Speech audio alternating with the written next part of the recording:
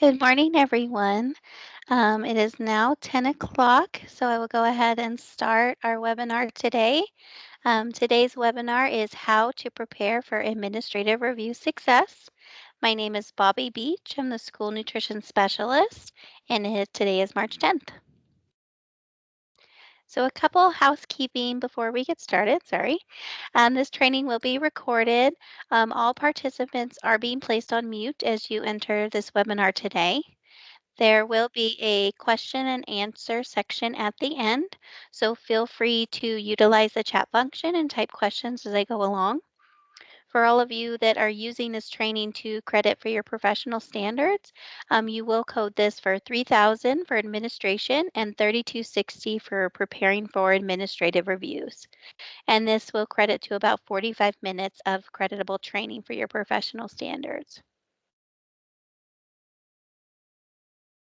So the agenda for today, I'm going to provide an overview of the administrative review process. We will talk about timeline and important dates. We'll go over notification, the off-site review, the areas of reviews and the documents we will request, the on-site review, administrative review report, the administrative review closure, and some upcoming administrative review trainings we will have next year. So the overview for today, the whole purpose of the administrative review is to assess your school food authority's administration of the National School Lunch, School Breakfast Program, After School Snack Program, Seamless Summer Option, and Fresh Fruit and Vegetable Program. And for those of you who have been around the school nutrition for a while, this replaced the old CRE and SMI reviews back in 2012. This was a part of the Healthy Hunger-Free Kids Act in 2010. It changed the review process to combine the two previous reviews into one and then add on elements like reviewing the wellness policy and professional standards.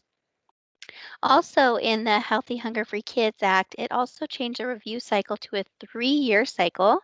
However, NDA has submitted a waiver to USDA to conduct RARs on a 4-year cycle, and this was approved this January.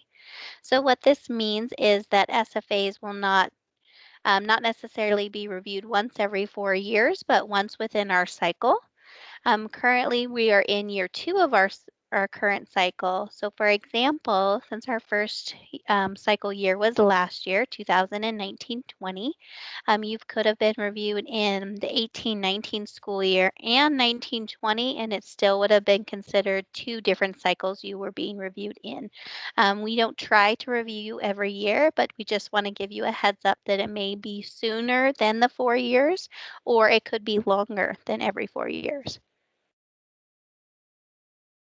And to minimize both the time and effort on our NDA staff and SFA staff, we also combined our ARs with the procurement reviews, or PRs, as you'll notice me reference it later in the presentation, and the food service management company reviews.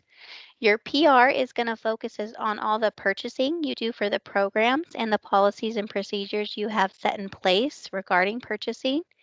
And then your food service management company review focuses on your initial contract and your renewal contract to ensure that the SFA is properly managing and overseeing that contract. So, timeline and important dates. Every summer, NDA releases our 4-year review cycle. This is going to list all the school years that is in our cycle and then what SFAs we will be reviewing each year. Then 6 weeks prior to your on-site visit, you should expect an AR notification, and this is signaling the beginning of your review. 4 weeks prior to your on-site visit, we are going to look to schedule your off-site review. The day of review is the date of your on-site review, when you can expect to see our lovely faces at your doorstep. And then 30 days after our exit conference, this is the last day of your on-site review, you will receive an AR report detailing any findings and the work completed at your SFA. And then 30 days after you receive that AR report, those are when your corrective actions are due.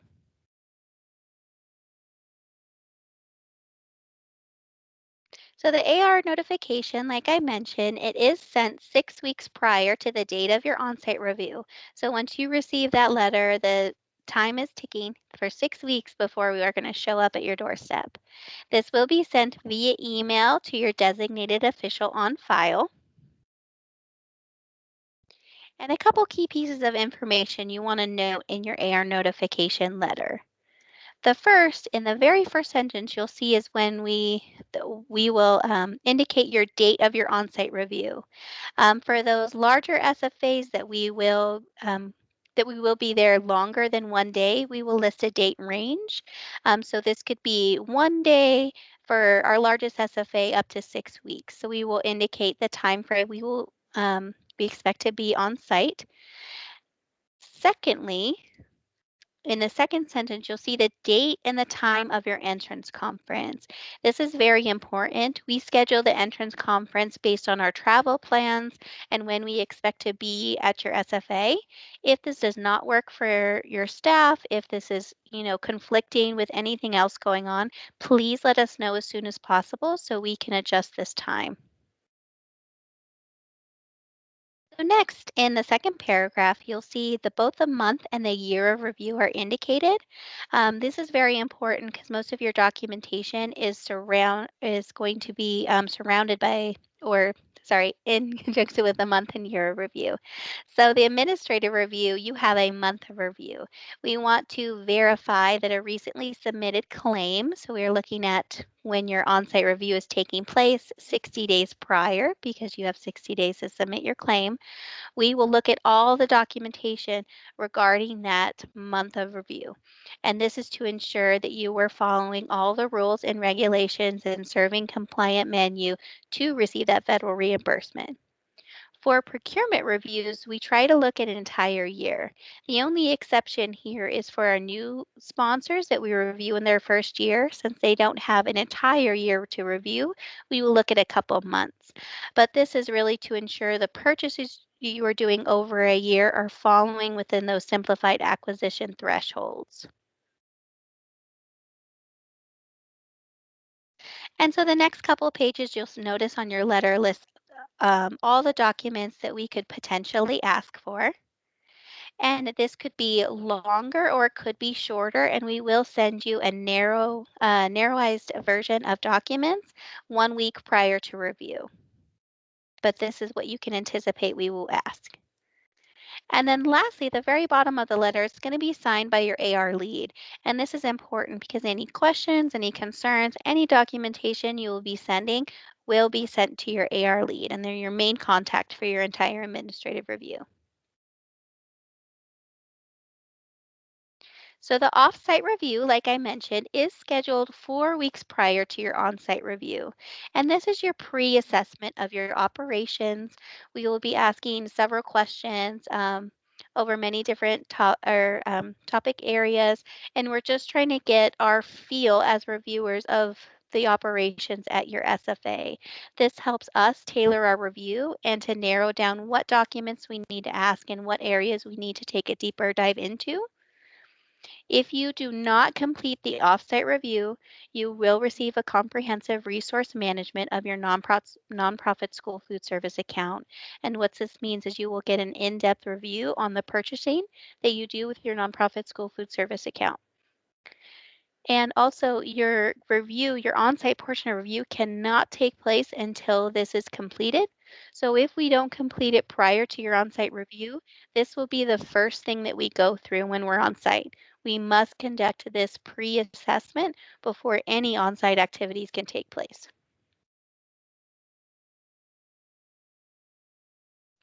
So the offsite review itself, we do conduct it via conference call. It typically takes anywhere from an hour to an hour and a half. The first thing we will go through is called your offsite assessment, and this takes about 30 to 45 minutes.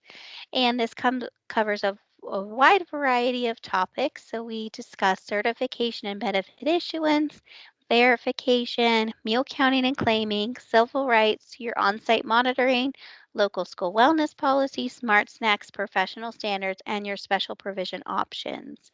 And we do like to give the caveat before we begin our calls. All these questions are developed by USDA, so they can be very heavy in that federal jargon. So if any point during our call you have no idea what we're asking you, you can always ask us to clarify and we can give you some additional information. After we complete the offsite assessment, we're going to go into resource management, and it covers four subject areas: the maintenance of your nonprofit school food service account, paid lunch equity, non program foods, and indirect costs. And your responses to these questions help dictate what of the four areas we will focus on for your review. And then lastly, the dietary specifications analysis tool. We will read a series of statements about your menu, and you will rank these statements either a 1 through 4, a 1 for always, 2 for often, 3 for sometimes, or 4 for never. So for example, one of the statements we will ask, are dietary specifications such as trans fat considered when purchasing menu items? And then you would rank that statement both for your breakfast service and lunch service.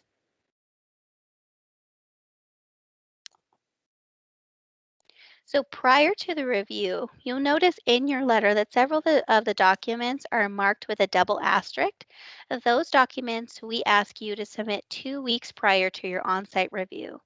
And this is your procurement tool, your vendor paid list, your benefit issuance document in encrypted file, monthly menus and your nutrient analysis, and meal times for all of your school sites.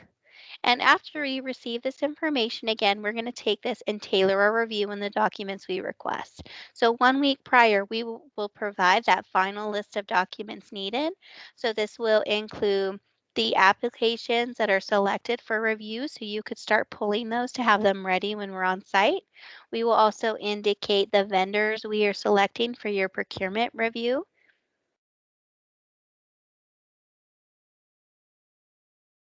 So next we're going to go into the different areas of reviews and the typical documents that we request. The first is Performance Standard 1. This is your certification and benefit issuance document. Your benefit issuance document, this is your roster, your master list of all students who are receiving free and reduced price meals. In this document, you must include the following fields. So it must include the school name, the method of certification, whether it's application, direct certification, or other, the date of the certification, and then the total number of students that are certified for free or reduced price meals. The students' names, they can be listed in any order, but it's highly recommended not to group them by benefit status. Since this is your master list of documents, if someone were to get a hold of it, we don't want them to easily figure out which students are free and reduced based on how they are grouped. So next for Performance Standard 1, this is for RCCIs, your eligibility documentation sheet. So this would be your equivalent of a benefit issuance document, but since RCCIs do not collect applications, you are going to host this documentation sheet that includes the student's name, their personal income, if they do have any, if received by the child, their date of birth, date of admission, and date of release. And if you do not know their date of release, you're going to put an anticipated date, and you can always update this information once their date of release is set in stone. So next for the meal benefit applications, and like I said, when we send you that final list of documents, we will provide a list of the applications we would like to select. If you do have less than 100 applications, we will review all of them when we're on site. We will ask to review 10 denied applications, and this could be any 10 denied. So we just ask you to pull 10 of them so we can review they were correctly denied. We will also ask for your approval, denial, and benefit change letters. These do not have to be actual letters, but we want to see the template that you're using to send out this information. And in this letter, you must include, we are looking for the child's name is indicated, their benefit level, There's information if a family is wishing to appeal the decision, and that the USDA non-discrimination statement is listed in the letter. And when it's listed on the letter, it has to be in the same font size as the body of the letter. We do see this a lot when we're reviewing those templates that it's much smaller. This does have to be the same font size. Next, for all those that are collecting verification, we will ask to review those documents. Depending on when we come there in the school year, we could ask for your current year of verification or your prior year. And what we want to see as reviewers is a clear picture of the process from where it started to where it ended. So we want to see the error-prone applications, your applications that you verified, the notification letters that went to families, and any follow-up that may have occurred. So any phone calls, any additional letters, we would want to see that tracked in your documentation. We would want to see any information that the family provided, and then that final verification results letter. And it is important to note that in verification, once you receive that documentation, if it does result in an increase of benefits, so if they were going from reduced to free, this must occur within 3 business days. But if the students are receiving a decrease in benefits, we're looking that that's occurring in 10 business days. We will ask for your most recent direct certification list. And what we're looking at here is making sure that all the students identified on that direct certification list have been updated in your benefit issuance document, that the date is correct and it's the correct program identified, whether they're SNAP, TANF, Medicaid free, or Medicaid reduced. And we're also making sure that the hierarchy of those programs is being maintained. So if a student was previously directly certified via SNAP, that they're maintaining that SNAP certification and it's not being updated later if they are eligible via TANF, for example. So for all of you that are operating CEP, we will ask for documentation that's confirming your site or your group's identified student percentage. So those numbers that you send us for your April 1 data that your claiming percentages are based on, we're looking to see where you got that information. So we'll ask for the direct cert list that you use to identify those groups. Then we'll look for meal counts for the month. We'll ask for your daily meal counts and your consolidated monthly meal counts for all your school sites. And why we ask for both is we want to see that both the daily meal counts for each site are being consolidated correctly. So we'll make sure all those numbers match up and that consolidated number is being correctly input into CNP. So everything matches up here. So next, Performance Standard 2. This is your meal pattern and nutritional quality documents. We will ask prior to review for the menus for all your applicable programs, both for the month of review and the month we will be on site. We will request your certification worksheets and your nutrient analysis. So these can both be completed in the USDA menu certification worksheets. There is a tab that includes a nutrient analysis. If you're using a nutrient analysis software, you could always pull this information directly from your system. So, for example, NutriKids is a very popular menu planning software here in Nevada. And so, what you would do is pull your nutrient analysis detailed report by week and your nutrition contribution report by month. And this would fulfill all the certification nutrient analysis information that we will be requesting for your menus. And please note that this is for all age grade groups as well. So it's not just for one menu that you're serving. We would want to see information for all the menus and all the age grade groups. So next, recipes, food labels, and the child nutrition labels. So we can request additional documentation for any item that's being served on your menu.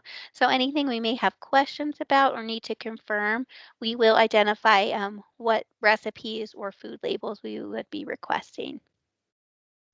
We will ask for your menu production records, and we'll ask for 1 week from all your sites. Your actual menu production record, it must include the date and the site name, your menu or food items, offer versus serve. There needs to be kind of a circle or check yes or no. The recipe or product numbers, the portion sizes, and how they contribute to the meal pattern. And then the planned servings, your amount of food that you used, actual servings, leftovers, and your condiments and extras. And what we do when we look at your menu production records is we're ensuring that you had enough components on your menu from start to finish, whether you're making a recipe or just serving individual products, that you had enough of everything to actually claim the number of meals you did for that site to make sure that all of those meals would have been reimbursable. So for resource management documents, the first area would be your maintenance of your nonprofit school food service, sorry, school food service account. That's a mouthful. If you do trigger in this area, we'll ask for a statement of your revenues and expenses. We'll ask you to provide a list of all the equipment that you purchased from your nonprofit school food service account in the prior year. And this is equipment that is over 5,000, that is not listed on our state pre-approved equipment list and was not purchased with equipment grant funds. And then we will need to see those invoices from your vendors to ensure that the price that you paid on those equipment items. For paid lunch equity, if you trigger in this area, we will consult your most recent paid lunch equity tool that you submit in your annual application. We will ensure that whatever method that you chose to meet equity, so if you were raising prices, contributing non-federal funds, or a combination of the both, that you actually did follow what your plan was in your paid lunch equity tool. And then we will look at the paid lunch prices for all your grade levels. Indirect costs, this doesn't apply to many of our nonprofit school food services account, but it could apply. If you do charge indirect costs, we will ask for your indirect cost rate agreement, and then the documentation that details what expenses are covered in that indirect cost rate. And this is to ensure that there's no double dipping happening in that account. So for example, if your indirect cost rate is supposed to include utilities, we wouldn't want to see a direct cost in addition for utilities. If we do see any discrepancies, like the example I provided, we would look to your administration of your district or your charter school to then contribute the amount of non-federal funds back into your account for, charging that account double for the same services. For revenue from non-program foods, we will look at documentation that details how you account and you separate the program food revenues versus the non-program food revenues, and the same for program costs versus non-program food costs. So how you separate those items. And we will also ask for the formula that you use to calculate the price for your adult meals that you are charging. Now, for general areas, the first would be civil rights. We will ask for a civil rights complaint procedure. This is pretty basic. It just needs to outline if the SFA, if you were to receive a civil rights complaint regarding your child nutrition programs, how would you handle it? So it's just outlining the steps of how that complaint would be processed. We will also ask for your civil rights complaint log. This is one that we do find deficiencies in a lot, but is very easily corrected. This is a simple log that you will keep where you will write down any complaints received. Even if you do not receive any complaints throughout the year, you must keep this log. You would just scratch through the log itself and sign saying at the end of the year there were no complaints received, and you will just keep that on file for the 3 years plus the current year, as all your documentation is kept according to, the CFRs for the child nutrition programs. Next, we will ask for your date and attendance for your last civil rights training for all of your staff. So we will want to look at your sign-in sheets to make sure all your staff have received civil rights training yearly. For on-site monitoring, depend on when we come throughout the year. We will ask either for your current year or prior year on-site monitoring. What we're looking for here is that you completed it prior to the February 1st deadline, besides this year that we do have the waiver. So typically February 1st, we're looking for that date. We're also looking to see that the um, your on-site review form is being completed thoroughly, that it's not just being filled and sat when you're at your desk, that you're actually going to the sites and actively monitoring these sites. We will look to see if any corrective action is noted on these forms, that it is being followed up on within 45 days and that has been addressed. So next, we'll look at your local school wellness policy. We'll ask for your most updated school wellness policy. Keep in mind this does need to be updated triennially. So if it hasn't been reviewed in the last 3 years, it would be a good time to take a look at it. We will see how are you making that available to the public. So is it posted on your website? Is it available in the lobby at the schools? How are you getting this information out to the public? We will ask for the meeting minutes from your most recent Wellness Policy Committee meeting. And reminder, you do have to host 2 a year.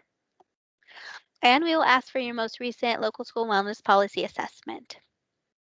For smart snacks, we will ask for the nutrition information for all the foods sold on your school campus. So this is everything excluding your reimbursable meals. So anything that's served in vending machines, if there's a student store on campus, if you are selling any a la carte items outside your reimbursable meals, we will ask for all that nutrition information to ensure that it is following the Smart Snacks guidelines. For food safety, we're going to ask for your HACCP manual. Remember that you do have to have a HACCP manual present at all your school sites, and we will confirm this at any of the school sites that we do visit. We want to see that it's specific to the school site.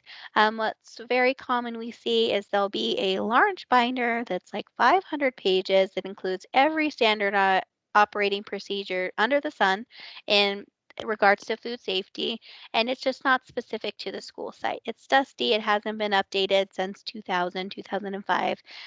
It's not a valuable resource for your school site staff. So we want to see that, for example, if you were only receiving vended meals, you're not going to have information on cooling food items, of cooking items to these temperatures. You would have information on how to properly receive those vended meals. So you want to be specific to the school site.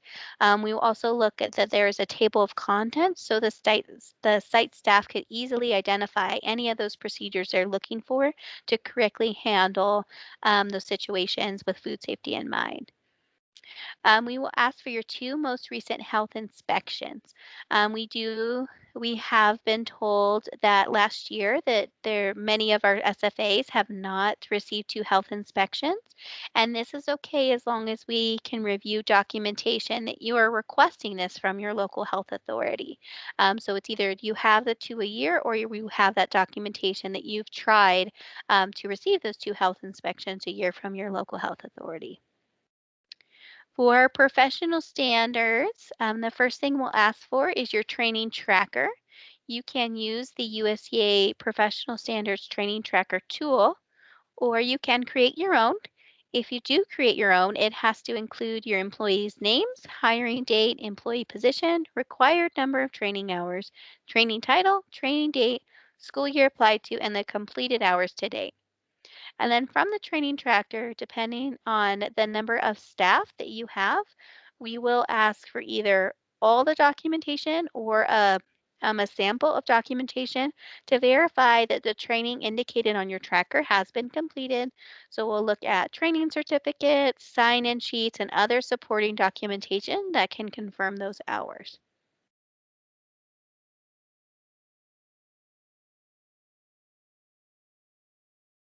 So next is procurement. And for procurement, we'll ask for your vendor paid list. And this is a master list of all the vendors that you paid from your nonprofit school food service account and the total amount that you paid to that vendor over the year. We'll look at your code of conduct, and this code of conduct is what governs how your employees make your purchases from the nonprofit school food service account. And it must include the following three things. So it has to prevent or prohibit any conflicts of interest for employees engaged in the selection, award, and the administration of your contracts. It also must prohibit officers, employees, and agents from soliciting or accepting gratuities. And if there's any violations with these two previous statements, there has to be disciplinary actions for any violations by either officers, employees, or agents. So those are the three things that we will look that you have included in your code of conduct. For your procurement plan, and this is the how you plan to conduct your procurement for your micro purchases, your small and formal as applicable. We want to look in your plan that includes any state, local, federal laws and regulations. It also must prohibit the acquisition of unnecessary or duplicate items. This is one that we do see deficiencies in a lot. It's also forgotten, just assuming that this is common sense, but that statement must be included in your plans. Your plans must not unduly restrict any competition, so they cannot be too restrictive um, to the vendors you're trying to solicit. It also must assure that small minority and women's businesses and labor surplus firms are used whenever possible. And it also must it indicate that you will perform a cost or price analysis in connection with every procurement action in excess of that simplified acquisition threshold. So next, food service management. If you do have a food service management contract, we will want to review your original contract. And what we're doing here is to make sure that you are actively monitoring that contract. So we want to make sure that any guarantees, any investments, any improvements that were set forth in that original contract have been met or are on track to have been met by the end of the total of 5 years that you're with this food service management company. We'll look to see that the full value of all your USDA foods that you've purchased with entitlement is being deducted from your food service management in or company invoices. So that exact value, we should see a clear path that that was deducted from your invoices. We will look for meeting minutes from your menu advisory group. And then for cost reimbursable contracts, we will look to see that any discounts, rebates, or credits that are received by the food service management company are being passed on to you. So you should get those benefits and they should be deducted from your total cost that you are being billed for. So now it is time for the on-site review. When we do come on site, we do ask that you prepare a space for NDA staff to work. Typically, it could be from 1 to 3 of our staff that are present for these reviews. We will need access to the internet. And we ask you to please have documents ready to review. We do know that you guys are very busy and have a whole list of other duties that you have to complete, even though that we are there. So having your documents ready allows us to jump right in to start reviewing them, and we do not have to wait and constantly interrupt you with your other work to try and get these documents. The first thing that we will do is we will host an entrance conference when we get there. And this is our meet and greet. You get to meet our NDA staff and we get to meet your SFA staff. We will go over the objectives and the expectations that we have for this review. We will also release any of the sites that we will be conducting meal observations during our times on site. For the meal service operation or observations, the number of site visits that we conduct is dependent on how many programs that you operate and the number of school sites that you have. If you only have one site on one program, we're going to review that one site. But if you have multiple, we will review a percentage of those school sites. And this is all depending on how you're doing in your review. We can always increase the number of school sites that we visit. And you can always recommend sites to visit. So during our pre-assessment or any other time prior to when we're actually on site, if you have sites that are you're having difficulty meeting those federal requirements, you're having trouble getting them in compliance, you can always leverage our visit to have the state come in and notice these same problems and make the same recommendations.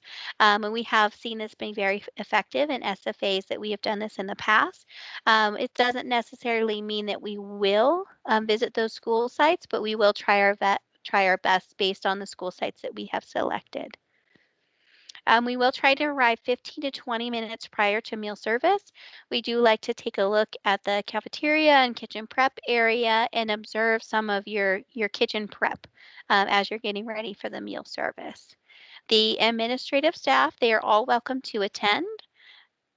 And we will need access, as I mentioned, to the kitchen prep and meal service areas. So during our meal service observation, we'll first take a look at the cafeteria.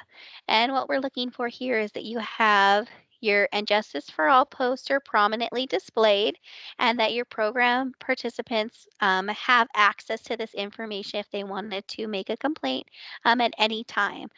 So what we often see is that the posters are placed behind the meal service line, which is very hard for the participants to get this information, and oftentimes this is closed off after meal services. So we like to see that it's posted in the meal service area where anyone can have access to it. We will also look that you have signage that's posted on the service line to assist students in identifying what they need to take for that reimbursable meal. And this is for both straight serve and offer versus serve models. We will also look to see that you have your food safety inspection report posted. And again, we look to see that it's in a prominent area that any of your program participants can look at this information if they wish. For the potable water, we will look that you will have a drinking fountain or water pitchers out, that they're in good working conditions and they're available to all students without barriers. And USDA does consider any walls or doorways barriers. So if you have a drinking fountain just outside the doorway, it wouldn't you would it would be considered not in compliance with the federal regulations. There would need to be something in the meal service area that your participants could have access to. So next we want to take a look at your kitchen prep area. We will look in all your dry storage, your freezers, your walk-in, and what we're looking for here is that you're keeping thermometers, that there's temperature logs on all your storage areas, that you're effectively managing, that they're in the right temperature zones. We look for safe food storage practices. So in your walk-ins, we're not seeing, raw chicken thawing over your fresh produce. We're look to see that check your food labels that for the your prepared items that they're meeting, the whole grain standards. We also make sure that you're actually labeling the packaging and you're using the first in, first out method as you're storing those items. We'll observe how your kitchen staff is preparing the meals, both washing and sanitizing, that they're all following the food safety practices. We will verify that you do have a HACCP manual in this school site and it is specific to that school site. We will look at any standardized recipes you may be using for the school day, ask what you're preparing so we can see the menu. We'll take a look at the dishwashing station to make sure that you are keeping any logs. So if it's a high temperature dishwasher, that the dishwasher is getting to the right temperature, or if you're using sanitizer, it's getting to the correct parts per million. We'll look at your food temperature logs to make sure that you are temping the food as it comes out of the oven. And then we'll ask about any documentation you have for your special diets and how do you receive that information. So then we'll observe your actual meal service. And we will try and stay for a majority of the meal services. So if you have, 5 lunches in that school day, we'll try to observe at least 3, as long as we're able to get a good sense of how your procedure for your meal service. We may not stay for all of it, and we may stay for all of it. It just depends on the timing and our availability for that day. We will observe, lunch, breakfast, snack, and your fresh fruit and vegetable services. So if you're or operating any or all of these services, we will be present at them. We're going to monitor for reimbursable meals to make sure students are taking the correct portion and the correct required components. We will ensure that if you have several meal service lines, that they're accessible to all your program participants, that they aren't being that only certain participants can attend each meal service line. And we're also looking at that meal service line that the students have the availability to make up a reimbursable meal. So they're not missing a vegetable component at one line, they would have to go to another. We want to make sure all components are there at each meal service line to make up that reimbursable meal. We will observe your meal counting and claiming practices, and we also like to interview your cashiers regarding how they identify reimbursable meals, what they would do if a student comes up and doesn't have the funds to pay for a meal, or if a student has not selected a reimbursable meal, how do they handle those following situations? So lastly, after all the documents have been reviewed, we've conducted all our site visits, we will hold an exit conference prior to us um, leaving for our sorry, leaving our on-site review. This is held in conclusion, and we will provide you a summary of what we saw and any preliminary findings. You're more than welcome to include your superintendent or anyone overseeing your school nutrition operations. So next, we will come back and then we will compile what we reviewed into our administrative review report. This report is sent email to your designated official on file. And what this will consist of, this email will have a cover letter, which will give you a general overview of what we saw and the number of findings and repeat findings that we found. In the administrative review report, this is where you'll find the detailed information of exactly what areas we reviewed, the findings we identified, any technical assistance we've given, and it will identify some resources we included in the appendix. And the appendix will include any resources we mentioned in the AR report. We'll also provide any additional information that we have regarding your findings. So for example, if we found several application errors, we would list that on a separate appendix document so you know exactly what applications you have to fix. We also include information on your procurement review and how to process and the process to file an appeal if you do not agree with any of the findings that were listed in your report. And once you receive it, you do have 30 days to respond.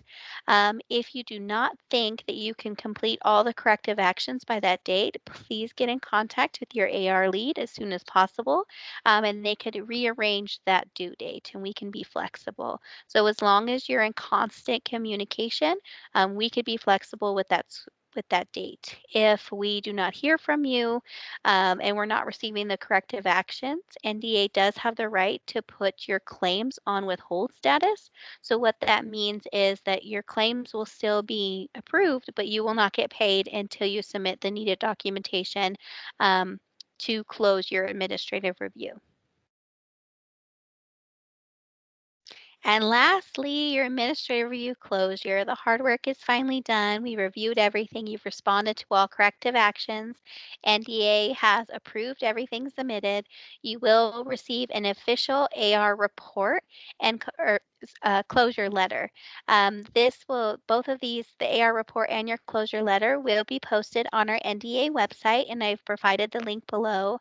This is also helpful if you're curious on other findings that are pretty common in the state or just the look of the letter and the closure letter, you could always use our website to see any previous findings. And we have them listed from the 2016-17 school year when it was required to make this information public. So you can see any reviews conducted during that time frame. And like I said, any common findings so you can help to avoid those. And then some upcoming AR trainings. For the 21-22 school year, we will be offering some AR trainings through our administrative review training grant that we received from USDA. The trainings will focus on doing a deep dive into Performance Standard 1, Performance Standard 2, and the general areas. These will be conducted via webinar, and there will be multiple sessions of each training area. So please look for announcements. We'll be sending these out via email so you guys can attend. All right, now I'm going to open up to any questions.